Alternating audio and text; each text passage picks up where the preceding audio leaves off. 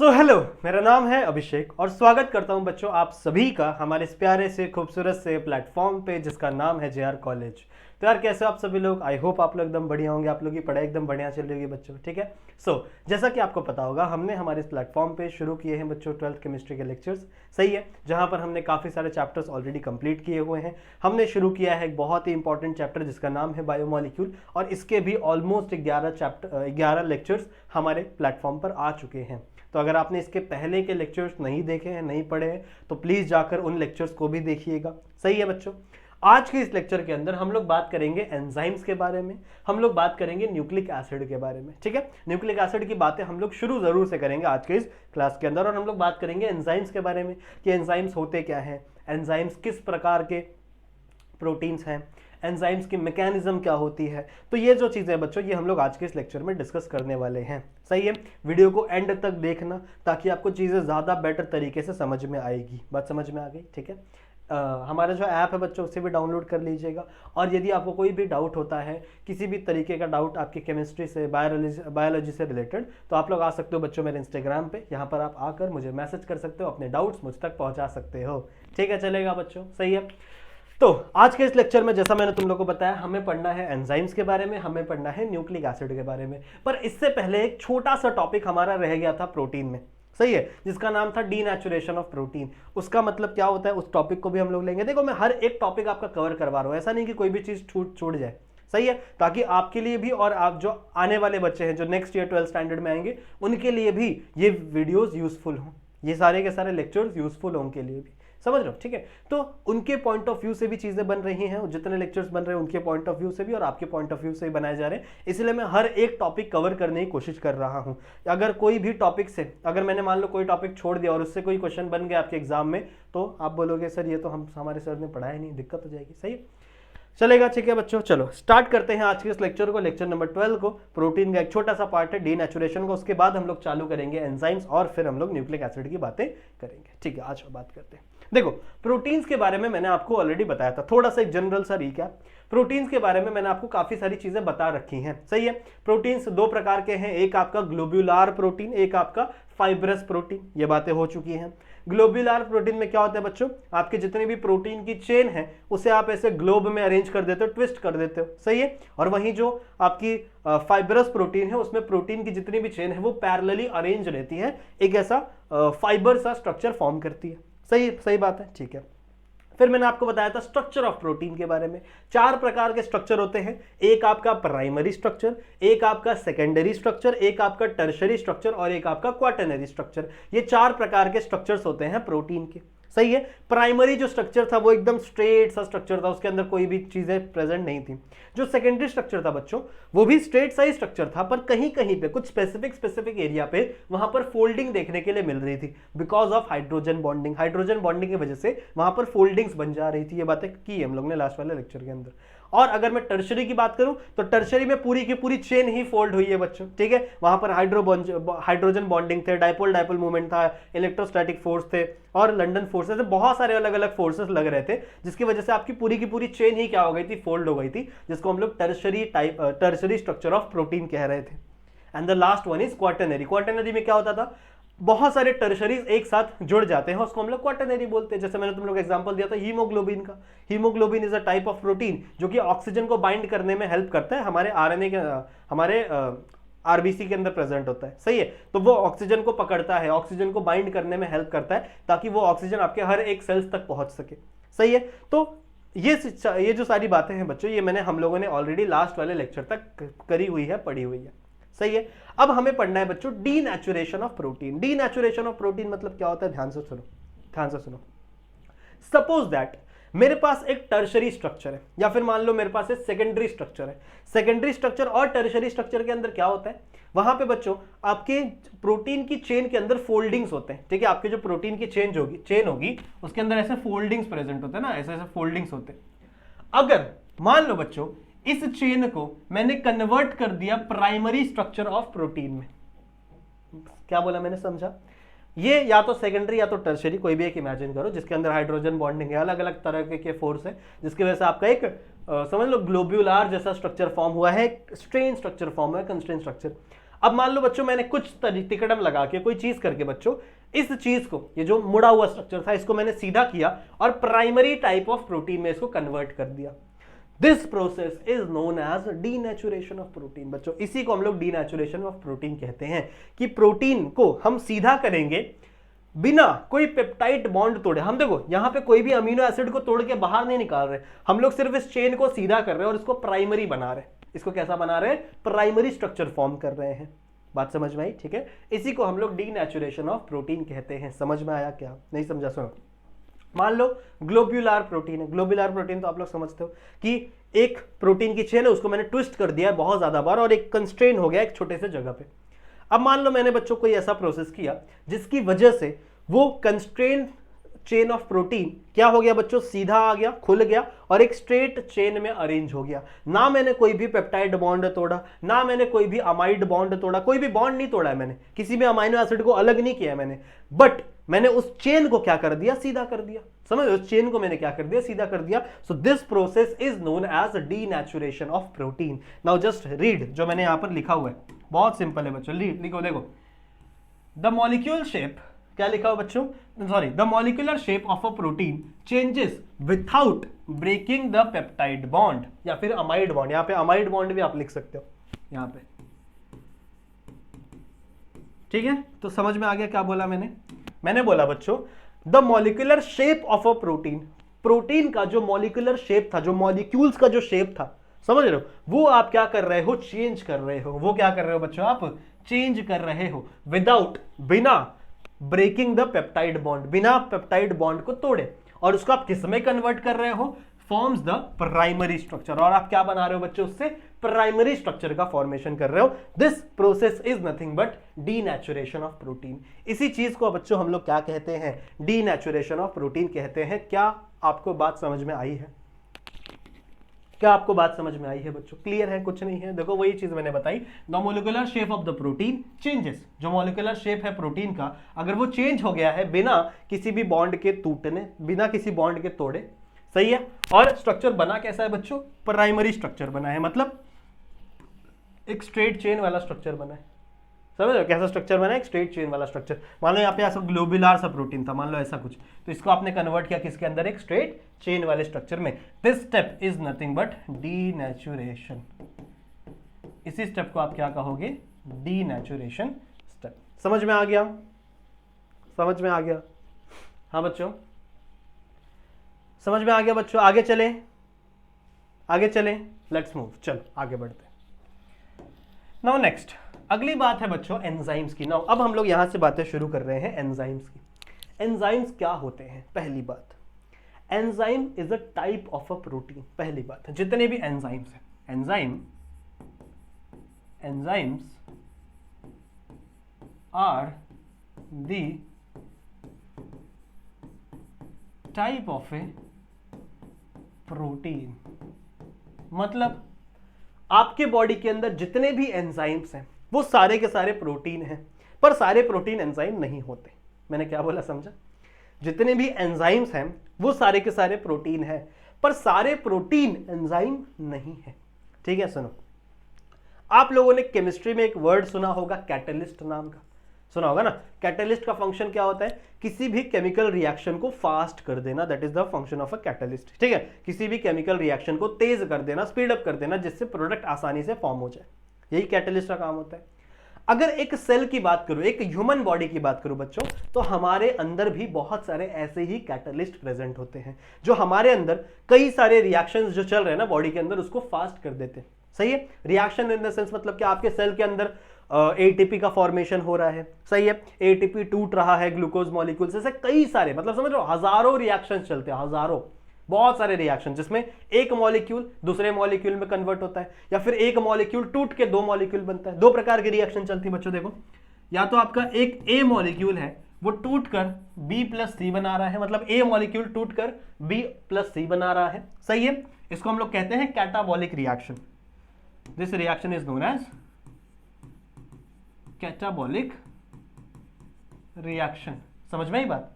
दूसरा है बच्चों, मान लो आपके पास कंपाउंड है B+C, ये मिलकर D बना रहा है, मतलब कोई चीजें जुड़कर एक कंपाउंड बना रही है। यहां पर एक कंपाउंड टूट के 2 मॉलिक्यूल बन रहे हैं, यहां पे कोई चीजें जुड़कर एक मॉलिक्यूल बन रही है, ठीक है। इसे हम लोग कहते हैं एनाबॉलिक रिएक्शन। क्या बोलते हैं बच्चों, इसे हम लोग anabolic reaction. So these are the reaction जो हमारे बॉडी के अंदर होती हैं। इन दोनों रिएक्शंस को मिलाकर बच्चों हम कहते हैं मेटाबॉलिक रिएक्शन। क्या बोलते हैं, मेटाबॉलिक रिएक्शन। तो मतलब हमारे बॉडी में जितनी भी रिएक्शंस हो रही हैं सबको हम लोग मेटाबॉलिक रिएक्शन कहते हैं। अब मेटाबॉलिक रिएक्शन 2 प्रकार की, एक एनाबॉलिक, एक कैटाबॉलिक। एनाबॉलिक मतलब क्या, अगर 2 अलग अलग चीजें जुड़कर एक बड़ा कंपाउंड बन रहा है, जैसे प्रोटीन फॉर्मेशन। प्रोटीन के अंदर क्या है, छोटे छोटे अमाइनो एसिड है, जुड़ के है एक बड़ा सा प्रोटीन बन गया। So that is nothing but a anabolic reaction. कोई कैटाबॉलिक रिएक्शन हो रही होगी जहां पर एक कंपाउंड टूटकर छोटे छोटे पार्ट्स बन रहे हैं, जैसे ग्लूकोज का बड़ा मॉलिक्यूल है, जब रेस्पिरेशन हुई ग्लूकोज का मॉलिक्यूल टूटा, वहां पे कार्बन डाइऑक्साइड बना, वाटर बना, एटीपी बना। सो बहुत सारे छोटे मॉलिक्यूल्स का फॉर्मेशन होता है। ऐसे रिएक्शंस को हम लोग क्या बोलते हैं बच्चों, कैटाबॉलिक रिएक्शन। समझ रहे हो, ऐसे रिएक्शन को हम लोग क्या बोलते हैं, कैटाबॉलिक रिएक्शन। इन रिएक्शंस को होने के लिए एक स्पेसिफिक टेम्परेचर चाहिए। That temperature is nothing but 37 degree Celsius, जो कि हमारे बॉडी का टेम्परेचर है। आपको पता है हमारी जो बॉडी है वो कभी भी इस टेम्परेचर को चेंज होने नहीं देती। अगर आपकी बॉडी का टेम्परेचर 37 से ऊपर जाएगा ना, तो आपकी बॉडी स्वेट रिलीज करने लग जाएगी, ताकि इसका टेम्परेचर नीचे है। स्वेट मतलब क्या, हीट रिलीज कर देगी बाहर, ताकि टेम्परेचर नीचे आ जाए। अगर इसका टेम्परेचर नीचे जाने लगेगा, मान लो बाहर बहुत सर्दी हो गई, आप चले गए कश्मीर, चले गए, बहुत ज्यादा बर्फ पड़ रही है, इसका टेम्परेचर नीचे जा रहा है बॉडी का, तो आपकी बॉडी वाइब्रेट होती है। मतलब ऐसे ठंड लगती है, हम लोग बोलते हैं ना कांप रहे हैं हम लोग, ठंड लग रही है। तो जब आपकी बॉडी वाइब्रेट होती है ना, तो बिकॉज ऑफ दैट वाइब्रेशन वहां पे एटीपी मॉलिक्यूल टूटता है। एटीपी मॉलिक्यूल टूटता है, आपको एनर्जी मिलती है वाइब्रेट होने के लिए। बट जैसे ही एटीपी मॉलिक्यूल टूट के वाइब्रेट होने के लिए एनर्जी मिलती है ना, वहां से हीट रिलीज होता है, and that heat will increase the body temperature. समझ रहे हो? तो आपकी बॉडी बहुत सारे ऐसे अलग अलग तिकड़म लगाती है, जिससे आपकी बॉडी का टेम्परेचर कितना मेंटेन रहे, 37 डिग्री सेल्सियस। अब यही टेम्परेचर क्यों, कभी आपके दिमाग में आया होगा? अभी मैंने पढ़ा है आपको, तो आपके दिमाग में आया होगा ना बच्चों कि यही टेम्परेचर क्यों, 37 डिग्री सेल्सियस ही क्यों? बिकॉज ये वो टेम्परेचर है बच्चों जिसमें आपके बॉडी के अंदर जितने भी एंजाइम्स है ना, वो प्रॉपरली वर्क करेंगे। जितने भी एंजाइम्स आपके बॉडी के अंदर वो प्रॉपरली वर्क करते हैं सिर्फ इसी टेम्परेचर के अंदर। एक और बात मुझे आपको बतानी थी कि चाहे आप कैटाबॉलिक रिएक्शन करो, चाहे आप एनाबॉलिक रिएक्शन करो, हर रिएक्शन में आपको एंजाइम लगाना पड़ेगा। आपको क्या लगाना पड़ेगा? एंजाइम लगाना पड़ेगा। समझ में आई बात? आपको क्या लगाना पड़ेगा? एंजाइम लगाना पड़ेगा। इन एंजाइम्स का काम क्या है बच्चों? आपके बॉडी में जितने भी रिएक्शंस हो रहे हैं सबको स्पीड कर देना, फास्ट कर देना। सबको क्या कर देना बच्चों? फास्ट कर देना। जैसे कैटलिस्ट का काम था केमिस्ट्री में, वैसे ही हमारे बॉडी के अंदर एंजाइम यूज होते हैं एज अ कैटलिस्ट, जो हमारे बॉडी के अंदर जितनी भी चीजों का फॉर्मेशन हो रहा है, जितनी भी चीजों का प्रोडक्शन हो रहा है, उन सबका फॉर्मेशन क्या कर देते हैं? स्पीड अप कर देते हैं। समझ में आई बात? तो जितने भी रिएक्शंस हो रहे हैं उन सबके सारे रिएक्शंस के अंदर एंजाइम्स यूज होते हैं। सारे रिएक्शंस के अंदर एंजाइम यूज होते हैं। समझ में आ गया बच्चों? ठीक है। हमारे एक सेल के अंदर कितने एंजाइम्स होते हैं? पहली बात, if I talk about a single cell, तो हमारे एक सेल के अंदर बच्चों ऑलमोस्ट 1000 एंजाइम्स होते हैं। कितने? 1000 एंजाइम्स होते हैं। समझ रहे हो? तो मतलब हर एक रिएक्शन के लिए अलग अलग एंजाइम यूज होते हैं। या तो स्पेसिफिक रिएक्शन के लिए एक अलग एंजाइम यूज होगा, या तो एक ग्रुप ऑफ रिएक्शन के लिए एक स्पेसिफिक एंजाइम यूज होगा। ठीक है? जैसे आप लोगों ने प्रोटीन सिंथेसिस पढ़ा होगा, तो वहां पे आप आरएनए पॉलीमरेज पढ़े रहोगे, ठीक है, डीएनए पॉलीमरेज पढ़े रहोगे। दीज आर ऑल एंजाइम्स जो फंक्शन कर रहे हैं, परफॉर्म कर रहे हैं अपना। सही बच्चों? सो टोटल 100 मतलब थाउजेंड्स के लगभग, इतने एक्यूरेट नहीं हम लोग, बट थाउजेंड्स के लगभग आपके एंजाइम्स प्रेजेंट होते हैं। किसके अंदर? एक सेल के अंदर। हमारे बॉडी के एक सेल के अंदर इतने एंजाइम्स प्रेजेंट होते हैं, और हर एंजाइम अलग अलग रिएक्शन में हेल्प करता है। So I can say these enzymes are highly specific. These enzymes are बच्चों हाईली स्पेसिफिक, मतलब हर रिएक्शन के लिए अलग एंजाइम, या तो एक रिएक्शन के लिए एक एंजाइम, या फिर किसी ग्रुप ऑफ रिएक्शन के लिए एक एंजाइम लगेगा। तो मतलब these enzymes are really specific in nature. समझ में आ गया एंजाइम्स के बारे में इतनी बातें? क्लियर है? तो आई होप आप लोग को आइडिया लग गया होगा कि एंजाइम्स होते क्या हैं। ठीक है, enzymes is nothing but it is a type of a protein. क्या होता है बच्चों? It is a type of a protein. सही है, यहां पे लिख दूं, हाँ देखो ये it is a type of a protein. हमारे बॉडी के अंदर अलग अलग प्रकार के रिएक्शंस होती है, सारे रिएक्शंस को मेटाबॉलिक रिएक्शन कहते हैं। दो प्रकार के रिएक्शन है, कैटाबॉलिक, एनाबॉलिक। कैटाबॉलिक में एक चीज टूट के दो बन जाती है, एनाबॉलिक में दो चीज जुड़ के एक बन जाती है। हर रिएक्शन में क्या लगेगा? एंजाइम लगेगा। यहां पे भी एंजाइम लगेगा, यहां पे भी एंजाइम लगेगा। दीज एंजाइम्स, अब ये जो टेम्परेचर है हमारे बॉडी का कितना होता है? हमेशा 37 डिग्री सेल्सियस। क्यों? क्योंकि 37 डिग्री सेल्सियस ही वो टेम्परेचर है जहां पर सारे के सारे एंजाइम्स प्रॉपर तरीके से काम कर सकते हैं। अगर आपने टेम्परेचर ऊपर नीचे किया तो एंजाइम्स का फंक्शन खत्म, मतलब खत्म नहीं, बहुत कम हो जाएगा, इनका प्रोडक्शन बहुत कम हो जाएगा। इसीलिए आपकी बॉडी हमेशा चाहती है कि बॉडी का टेम्परेचर कितना रहे? हमेशा 37 डिग्री सेल्सियस, ये मेंटेन रहना चाहिए। आपकी बॉडी कभी भी नहीं कम करना चाहती। अगर बहुत ज़्यादा गर्मी बढ़ेगी तो ये टेम्परेचर भी बढ़ सकता है, बाहर का एक्सटर्नल टेम्परेचर बढ़ेगा तो ये भी टेम्परेचर बढ़ सकता है। पर बॉडी चाहती है कि नहीं? बॉडी क्या करेगी? स्वेट रिलीज करेगी, स्वेट के साथ हीट रिलीज कर देती है, जिसकी वजह से आपकी बॉडी का टेम्परेचर कम हो जाता है। अगर बहुत ज़्यादा ठंड पड़ रही है, कड़ाके की ठंड पड़ रही है, तो आप क्या होगा? यहाँ पे आपकी बॉडी ऐसे शिवरिंग करती है, शिवरिंग, आप ऐसे कांपते हो, तो कांपने से क्या होता है? एनर्जी लगती है, भाई कांपने में तो एनर्जी लगेगी ना, तो आपकी बॉडी एटीपी तोड़ेगी। जब आपका एटीपी टूटता है किसके अंदर? एडीपी के अंदर, तो बच्चों यहां से एनर्जी तो निकलती है, इसके साथ साथ यहां पर हीट भी निकलती है। और ये जो हीट है बच्चों, ये आपकी बॉडी टेम्परेचर इंक्रीज करने में काम करती है during the time of winter. इसका स्क्रीनशॉट लो पहले तो। समझ में आया क्या? समझ में आया? क्लियर है बच्चों? क्लियर है? चलो चलो let's move toward the mechanism of enzyme catalysis. ठीक है, मैकेनिज्म सुनो, कौन सा मैकेनिज्म फॉलो होगा एंजाइम कैटालिसिस में? उस एंजाइम का नाम है लॉक एंड की मैकेनिज्म। लॉक एंड की मैकेनिज्म, ताला चाबी मैकेनिज्म। आपको पता है ताला चाबी? पता होगा, आपके घर पे ताला होगा, चाबी होगा। तो आपका जो चाबी है, मतलब आपका जो ताला है, वो एक स्पेसिफिक चाबी से ही खुलता है। ऐसा तो नहीं है कि मैं दुनिया में किसी भी चाबी को उठा के लेके और आपका ताला खुल जाए, नहीं। आपका जो ताला है वो किसी एक चाबी के लिए स्पेसिफिक है, समझ रहे हो? इसी तरीके से आपके बॉडी में जो सबस्ट्रेट होंगे, मतलब जो भी चीजों का रिएक्शन करना है, जैसे अगर मान लो आपका A कन्वर्ट हो रहा है B प्लस सी में, it is a type of catabolic reaction. यहां पे आप A यूज कर रहे हो, उसको कन्वर्ट कर रहे हो B प्लस सी के अंदर, this is a catabolic reaction. But यहां पे जो A है बच्चों, जिसे हम लोग रिएक्टेंट कहते हैं बायोलॉजी में या फिर केमिस्ट्री में, यहां पर बच्चों इसे हम लोग सबस्ट्रेट कहेंगे। इसे हम क्या कहेंगे? सबस्ट्रेट कहेंगे। सही है? तो आपका सबस्ट्रेट जाकर किस पे लगेगा बच्चों? एंजाइम्स पे लगेगा। और ये जो एंजाइम है ये इस सबस्ट्रेट के लिए स्पेसिफिक होगा। ये जो एंजाइम है ये इस सबस्ट्रेट के लिए क्या होगा? स्पेसिफिक मतलब समझते हो ना? ये एंजाइम किसी और सबस्ट्रेट के साथ रिएक्शन नहीं करेगा, ये सिर्फ इसी पर्टिकुलर सबस्ट्रेट के साथ रिएक्शन करेगा और किसी के साथ रिएक्शन नहीं करेगा, because it is highly specific. जैसे हमारे घर में ताला और चाबी होता है, ताला चाबी होता है ना, हमारा जो चाबी है वो एक ही ताले को खोल सकता है, ऐसा नहीं कि वो सबको खोल देगा, समझ रहे हो? मास्टर की बात अलग है, मास्टर की अलग होता है, ठीक है। बट एक ताला एक चाबी के लिए स्पेसिफिक होता है, इसी तरीके से यहां पे भी सीन है। सही है? अब इसको लॉक एंड की मेथड क्यों बोला बच्चों? इसके पीछे एक और रीजन है, देखो सुनो। आपका जो एंजाइम है ना, एंजाइम उसका एक स्ट्रक्चर होता है। सपोज दैट आपका एंजाइम का स्ट्रक्चर कुछ ऐसा है,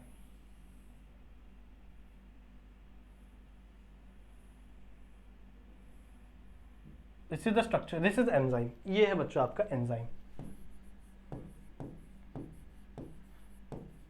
ठीक है, ये आपका एंजाइम है। अब यहां पर आएगा बच्चों आपका सबस्ट्रेट। सबस्ट्रेट का स्ट्रक्चर कैसा होगा? देखो,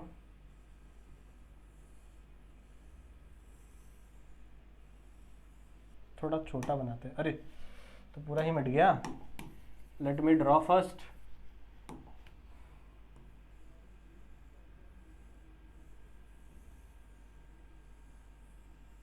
ये है बच्चों आपका सबस्ट्रेट। यहां से आपको कुछ चीजें पता चल रही होंगी। देखो, अगर आप देखो तो सबस्ट्रेट का एक स्ट्रक्चर है और ऐसा ही एक स्ट्रक्चर इसके पास खाली पड़ा हुआ है। मतलब ये वाली चीजें बच्चों इसके अंदर फिट हो सकती है, ये सबस्ट्रेट है, ये एंजाइम है। इसका एक रीजन है बच्चों जो क्या करता है, सबस्ट्रेट को एक्सेप्ट करता है और अपने में अटैच करवाता है। This region is known as active site. ये जो रीजन है ना, ये वाला, कहां लिखूं, यहां लिख दूं, this region is known as active site, मतलब जहां पे आपका एंजाइम क्या है, एक्टिव। अब होता क्या है, हाउ इसको हम लोग लॉक एंड की मैकेनिज्म कहते हैं बच्चों। देखो ये सबस्ट्रेट है, मान लो ये आपका वही ए सबस्ट्रेट है और ये आपका कोई एंजाइम है, तो ये सबस्ट्रेट इसके लिए हाईली स्पेसिफिक है। अब इसका स्ट्रक्चर ऐसा है, हर एंजाइम का स्ट्रक्चर ऐसा नहीं होगा, किसी का स्ट्रक्चर अलग होगा, किसी का कुछ अलग स्ट्रक्चर होगा, तो ये दूसरे एंजाइम के अंदर फिट ही नहीं बैठ पाएगा। यहां पे होगा क्या बच्चों, देखो ये जो भाई साहब है हमारे सबस्ट्रेट है ना, ये जाएंगे जाएंगे जाएंगे जाएंगे और यहां पर आके ऐसे अटैच हो जाएंगे।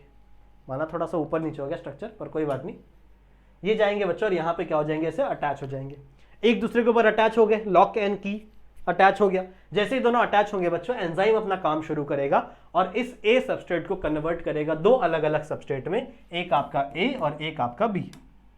सही है। तो जैसे मान लो इसको अपन कॉपी मारेंगे, यहाँ पे अपन नीचे लाएंगे, देख रहे हो टेक्नोलॉजी कितनी एडवांस है वापस बनाने का झंझट ही नहीं, सेम चीज बन गया this is the enzyme, this is the enzyme. अब ये ए सबस्ट्रेट जैसे ही कहां लगा बच्चों, यहां पर ए सबस्ट्रेट था आपका, इसका भी कॉपी मार ले क्या, चलो इसका भी कॉपी मारेंगे। Yes, if we have, clone मारो, जो क्लोन है इसको यहां लेके आओ, ये अपना सबस्ट्रेट था। सही है, ये सबस्ट्रेट जाके यहां पे लगा। अब होगा क्या बच्चों, इसको कन्वर्ट करना है हमको दो चीज के अंदर, एक आपका बी और एक आपका सी। तो मतलब दो अलग अलग कंपोनेंट यहां पर बनेंगे, यहां पर दो अलग अलग कंपोनेंट आपके फॉर्म होंगे। कैसे होंगे, एक चीज यहां पर बन जाएगा और एक चीज यहां पर बन जाएगा। ठीक है, एक कंपोनेंट यहां पे बन गया, एक कंपोनेंट यहां पे बन गया। मान लो ये कंपोनेंट है आपका बी, ये कंपोनेंट है आपका C. This is the product. ये क्या है बच्चों, प्रोडक्ट। अब जरा अगर आप ध्यान से देखो तो प्रोडक्ट का शेप और इस एंजाइम का शेप अब चेंज हो चुका है। प्रोडक्ट का शेप और इस एंजाइम का शेप क्या हो चुका है, चेंज हो चुका है। तो जब इनका शेप चेंज हो गया बच्चों, तो ये प्रोडक्ट क्या इसके पास रहेंगे, नहीं, अब ये प्रोडक्ट यहां से बाहर निकल जाएंगे। समझ रहे हो। तो ऐसे आपका एंजाइम हेल्प करता है किसके लिए, किसी भी सबस्ट्रेट के रिएक्शन को परफॉर्म करने के लिए। और इस मेथड को हम लोग कहते हैं लॉक एंड की मेथड। समझ में आ गया, समझ में आ गया बच्चों। इसी मेथड को हम लोग क्या बोलते हैं, लॉक एंड की मेथड। समझ में आ गया, क्लियर है। ओके, नाउ बहुत ही फास्ट देखो एक और चीज, ये जो रिएक्शंस है ना, आपको लग रहा होगा कि सर बहुत टाइम लगता होगा ना, ये चीज यहां पे आई, फिर यहां पे अटैच हुई, फिर रिएक्शन हो। नहीं, बहुत फास्ट होता है। आपको पता है एक सेकंड के ऑलमोस्ट 10,000 पार्ट में ये रिएक्शन कंप्लीट हो जाती है। मतलब एक सेकंड का अगर आप 10,000 पार्ट बनाओगे, एक सेकंड को आप 10,000 पार्ट में डिवाइड करोगे, उसमें से एक पार्ट में आपकी रिएक्शन खत्म हो जाती है। इतना फास्ट ये रिएक्शन होता है, इतना फास्ट ये रिएक्शन होता है, समझ रहे हो। तो मतलब ऐसा कह सकते हो कि आप 10⁻⁻10 सेकंड में ये रिएक्शन खत्म हो जाती है। 10⁻⁻10 सेकंड में एक सबस्ट्रेट आपका प्रोडक्ट फॉर्मेशन कर लेता है। So because of the enzyme ये रिएक्शन इतनी फास्ट है। अब बच्चों ये रिएक्शन इतनी कन्वीनियंट है, इतनी तेज है, जिसकी वजह से इस चीजों को, इन एंजाइम्स को हम लोग इंडस्ट्रीज में भी यूज करते हैं बहुत अलग अलग चीजों के फॉर्मेशन के लिए। सही है, कुछ एग्जांपल्स आपकी बुक में दिए, उनको रीड कर लेना, बाकी और कुछ नहीं इस टॉपिक में, जस्ट टेक द स्क्रीनशॉट। हो गया, डन है बच्चों, आगे बढ़े। ओके, तो यहां पर बच्चों हमारा एंजाइम वाला पार्ट होता है खत्म। ओके, यहां से अभी हम लोग नेक्स्ट वाला पार्ट शुरू करेंगे। नेक्स्ट हमारा बायोमोलिक्यूल जिसका नाम है न्यूक्लिक एसिड। अच्छा, नेक्स्ट अब हम लोग बात करेंगे बच्चों किसके बारे में, न्यूक्लिक एसिड के बारे में बात करेंगे। ठीक है, चलो बात करते हैं। ना न्यूक्लिक एसिड भी एक टाइप का पॉलीमर ही है। पॉलीमर समझते हो, जो एक छोटे छोटे चीजों से मिलकर बना हो। So nucleic acid is also a type of a polymer. Polymer समझते हो ना, मतलब जो एक ऐसे छोटे छोटे चीजों से, छोटे छोटे यूनिट से जुड़कर बना हो, इस पूरे स्ट्रक्चर को हम लोग पॉलीमर कहेंगे। और ये जो एक छोटा स्ट्रक्चर है, एक यूनिट है, इस एक यूनिट को हम लोग मोनोमर कहेंगे। इस एक यूनिट को हम लोग क्या बोलेंगे बच्चों, मोनोमर कहेंगे। सही बात है। So nucleic acid is also a type of polymer, जो कि एक छोटे छोटे मोनोमर से बना है। कौन सा मोनोमर होता है उसकी बात हम लोग करेंगे आगे। अगर मैं बात करूं बच्चों न्यूक्लिक एसिड की, सो दो बहुत ही फेमस न्यूक्लिक एसिड हमें पढ़ना है। सबसे पहला है RNA, सबसे पहला और सबसे फेमस है बच्चों RNA, और दूसरा है बहुत ही ज्यादा फेमस डीएनए।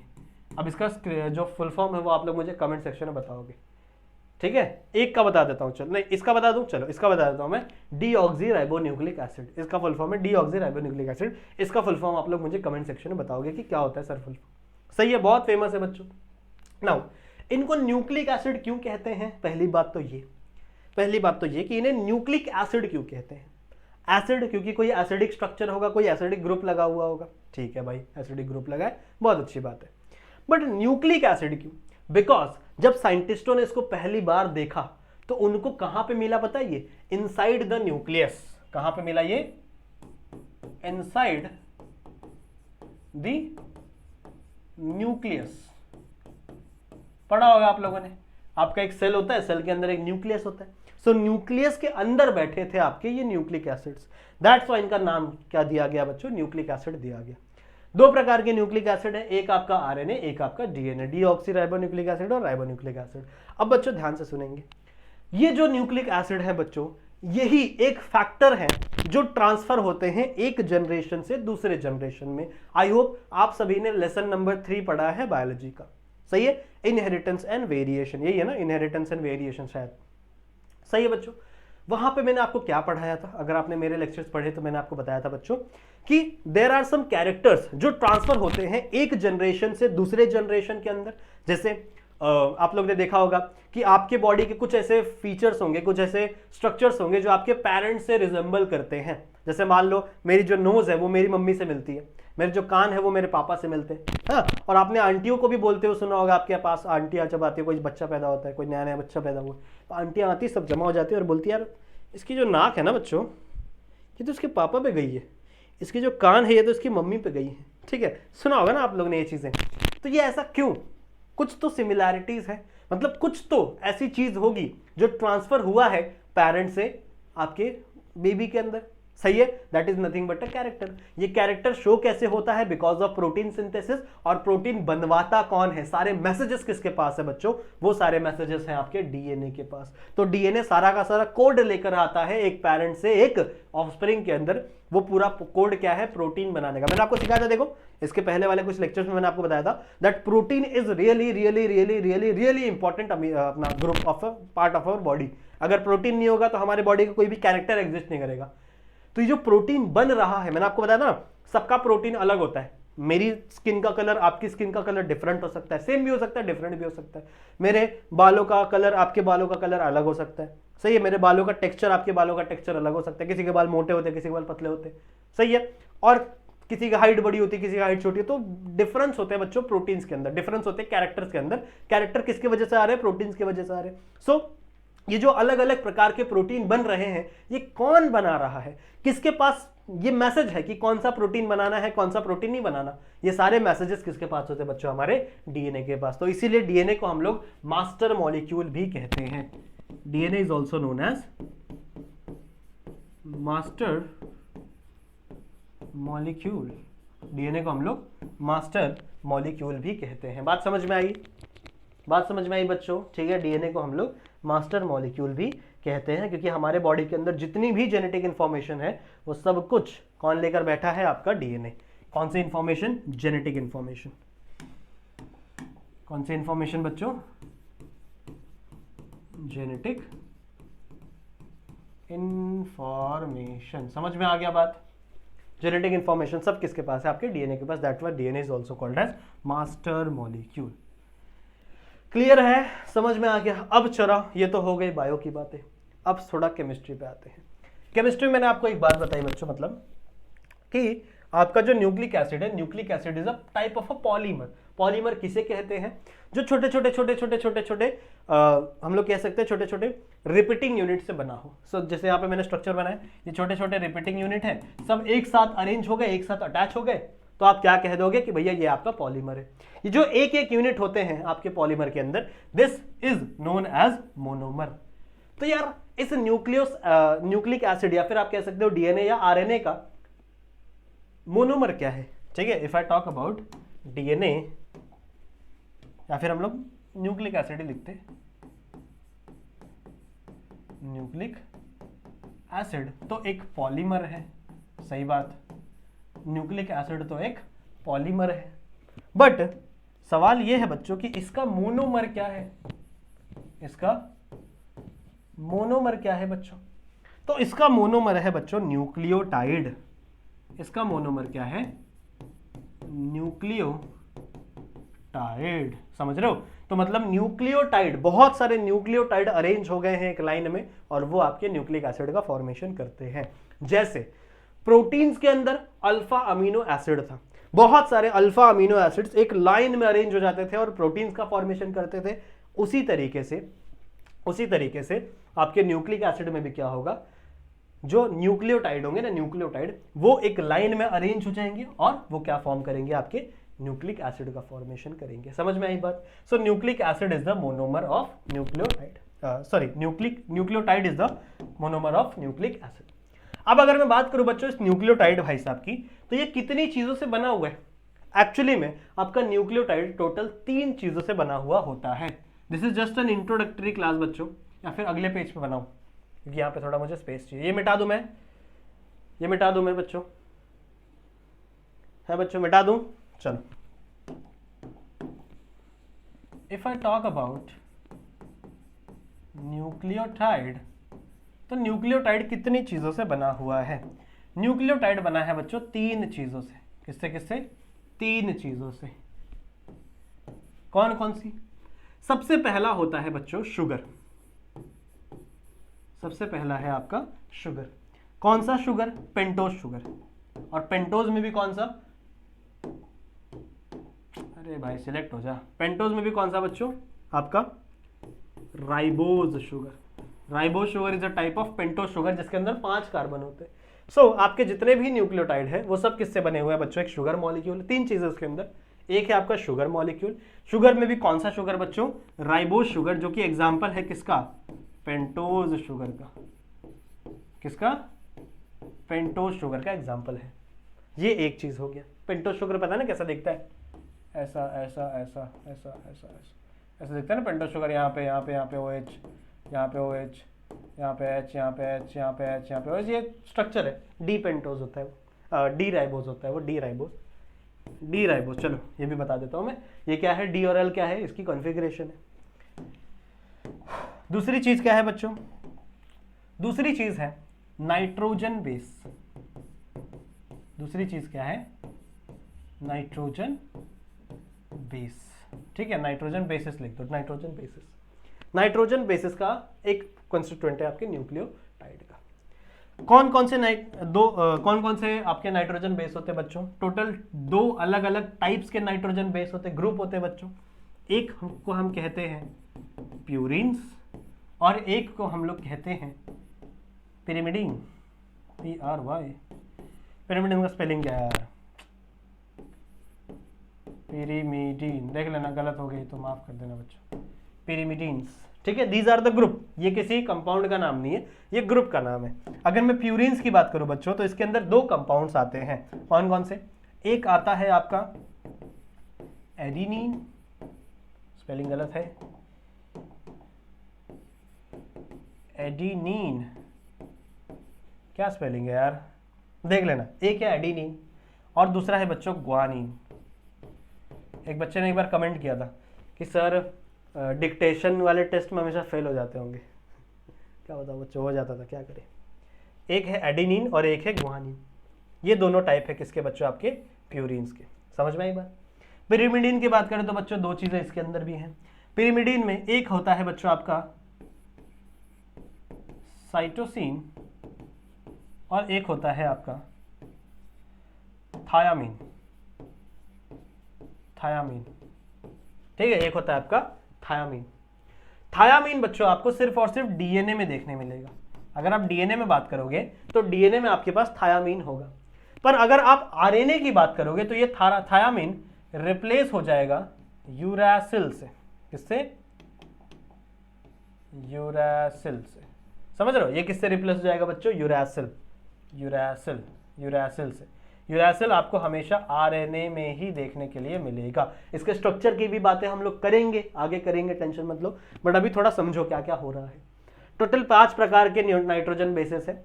2 आपके प्यूरिन्स कहलाते हैं, बाकी के 3 आपके पिरिमिडीन कहलाते हैं। सही बात है। कौन कौन से प्यूरिन है बच्चों? एडेनिन और ग्वानिन। सही है। पिरिमिडीन कौन कौन से हैं? साइटोसिन और थायामीन।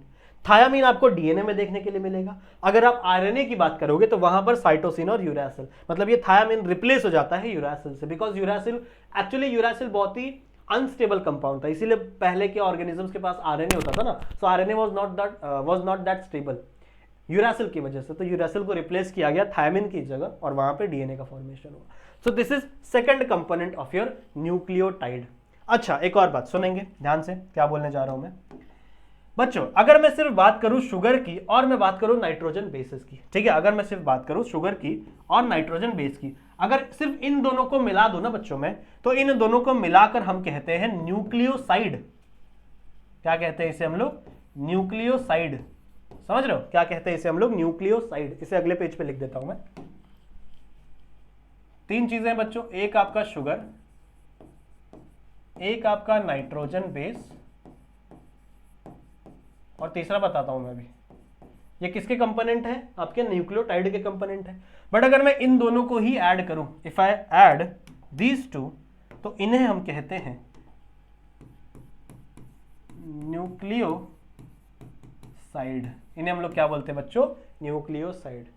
तो न्यूक्लियोटाइड को हम ऐसा भी लिख सकते हैं कि nucleoside plus that third component, जिसकी बातें हम लोग अभी करेंगे। सही है। तो ये आपका कुछ ऐसा हिसाब है। उसके बाद बच्चों बात करते हैं हमारे तीसरे और आखिरी कंपोनेंट की। ये है बच्चों आपका फॉस्फोरिक एसिड। ये है आपका फॉस्फोरिक एसिड, या फिर इसी को ही आप कह सकते हो फॉस्फेट ग्रुप। फॉस्फेट ग्रुप क्या होता है फॉस्फोरिक एसिड का फॉर्मूला? H3PO4। सही है, यहां पे लिख देता हूं, बच्चों H3PO4। अगर मैं यहां से एक H, देखो एसिड का काम क्या है? हाइड्रोजन डोनेट करना। अगर मैं यहां से बच्चों एक H प्लस निकाल दूं तो ये क्या हो जाएगा? H2PO4 माइनस, तो ये इसको बोलते हैं हम लोग फॉस्फेट आयन। समझ रहे हो? इसका स्ट्रक्चर कैसा होता है पता है आपको? देखो यहाँ पे P 1 2 3 4, एक H double bond, so H3PO4। This is the structure of phosphoric acid. समझ रहे हो? This is the structure of phosphoric acid. तो ये आपका तीसरा कंपोनेंट है किसके अंदर? आपके न्यूक्लियोटाइड के अंदर। तो मैं कह सकता हूं बच्चों, मैं एक चीज कह सकता हूं कि अगर मैंने न्यूक्लियोसाइड में क्या ऐड किया? Phosphate group. समझ रहे हो? अगर मैंने न्यूक्लियोसाइड में, अरे भाई क्या लिख दूं, अगर मैंने न्यूक्लियोसाइड में क्या ऐड किया? फॉस्फेट ग्रुप ऐड किया, तो क्या इसी चीज को मैं न्यूक्लियोटाइड कह सकता हूं? बिल्कुल, न्यूक्लियोटाइड इसी चीज को बोल सकते हैं हम लोग बच्चों। सही है। मतलब न्यूक्लियोसाइड मतलब क्या? शुगर और नाइट्रोजन बेस, इसको हम लोग न्यूक्लियोटाइड बोलेंगे। अगर इसी में आपने क्या ऐड कर दिया? फॉस्फेट ग्रुप ऐड कर दिया, तो यही आपका क्या कहलाएगा बच्चों? न्यूक्लियोटाइड कहलाएगा। समझ में आ गई बात? तो please just take the screenshot of this. यहाँ पे लिखो H3PO4, लिखा है H3PO4। इसका स्ट्रक्चर बनाओ। कैसे बनाओगे? आपको तो आता ही नहीं। यहाँ P बनाने का, रुको, यहाँ P बनाने का 1 2 3 4 बॉन्ड बनाने का, फिर 4 ऑक्सीजन है तो 4 ऑक्सीजन डालने का, 3 H है तो 1 H इसको दो, 1 H इसको दो, 1 H इसको दो, ये बेचारा अकेला रहेगा, डबल बॉन्ड बना दो। This is the structure of H3PO4। Take the screenshot बच्चों। लिया इसका भी लो। ये समझ में आ गया न्यूक्लियोसाइड क्या है? ठीक है बच्चों। सो एक बार थोड़ा सा रिकैप करवा देता हूं। देखो मैंने आप बात की बच्चों न्यूक्लियोसाइड की। न्यूक्लियोसाइड क्या है? It is a monomer of nucleic acid. मतलब आपका पूरा का पूरा न्यूक्लिक एसिड न्यूक्लियोटाइड से ही बन के मिला हुआ है। अगर मैं न्यूक्लियोटाइड की बात करूं तो न्यूक्लियोटाइड 3 चीजों से बना हुआ होता है। एक आपका शुगर, एक आपका नाइट्रोजन बेस, और एक आपका फॉस्फोरिक एसिड या फिर फॉस्फेट ग्रुप। ठीक है, समझ में आई बात? शुगर कौन सा है? डी राइबोस, इसी एक एग्जांपल है पेंटोस शुगर का। ठीक है। फिर नाइट्रोजन बेस की बात करें बच्चों, नाइट्रोजन बेस 2 प्रकार के हैं, एक आपके प्यूरिन्स और एक आपके पिरिमिडीन्स। ठीक है। प्यूरिन्स पिरिमिडीन्स के साथ ही हमेशा रिएक्शन करती हैं, हमेशा, पहली बात। ठीक है। एडेनिन हमेशा थायामीन के साथ बॉन्ड बनाता है, ग्वानिन हमेशा साइटोसिन के साथ बॉन्ड बनाता है, हमेशा। एडेनिन थायमिन के साथ डबल बॉन्ड बनाता है और ये इसके साथ ट्रिपल बॉन्ड बनाता है। कैसे बताऊं, यहां पे लिख के देता हूं, यहां पे लिख के देता हूं, कहां लिखो, देखो एडेनिन को हमेशा हम लोग ए से रिप्रेजेंट करेंगे, ये बात हमेशा रखना, एडेनिन को ए से रिप्रेजेंट करेंगे। एडेनिन हमेशा डबल बॉन्ड बनाएगा थायामीन के साथ और ग्वानिन हमेशा ट्रिपल बॉन्ड बनाएगा साइटोसिन के साथ। ये बात है बच्चों डीएनए की, किसकी, डीएनए की। वहीं अगर मैं आरएनए की बात करूं तो आरएनए में क्या होता है, थायामीन रिप्लेस हो जाता है किससे, यूरासिल से। तो वहां पे आपका एडेनिन डबल बॉन्ड बनाएगा यूरासिल से और ग्वानिन आपका ट्रिपल बॉन्ड बनाएगा साइटोसिन से। ये चीज आपको पता होनी चाहिए, हमेशा यही बॉन्ड बनेंगे, कभी भी आपका एडेनिन साइटोसिन के साथ बॉन्ड नहीं बनाएगा, कभी भी ग्वानिन थायमिन के साथ बॉन्ड नहीं बनाएगा। इट इज वेरी स्पेसिफिक, यही दोनों हमेशा एक दूसरे के साथ बॉन्ड बनाते। और ये कौन सा बॉन्ड होता है पता है, this bond is nothing but hydrogen bond.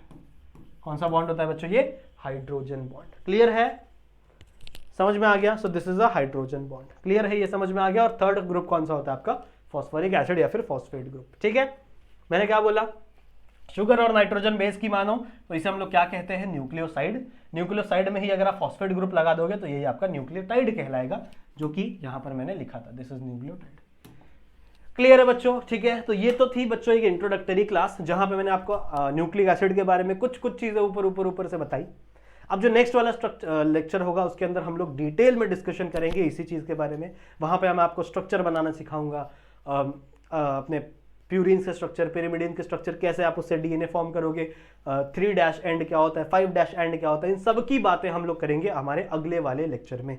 सही बात है, ठीक है। सो आई होप आप लोग को इस लेक्चर में मजा आया होगा, जितनी भी चीजें मैंने समझाई हैं, पढ़ाई हैं, बताई हैं, वो आपको समझ में आई होंगी। ठीक है बच्चों, मैं मिलता हूँ आप सभी से एक दूसरे लेक्चर में, जहां पे हम लोग और भी चीजें डिस्कस करेंगे। तब तक के लिए आप अपना ध्यान रखना and keep study. Bye bye.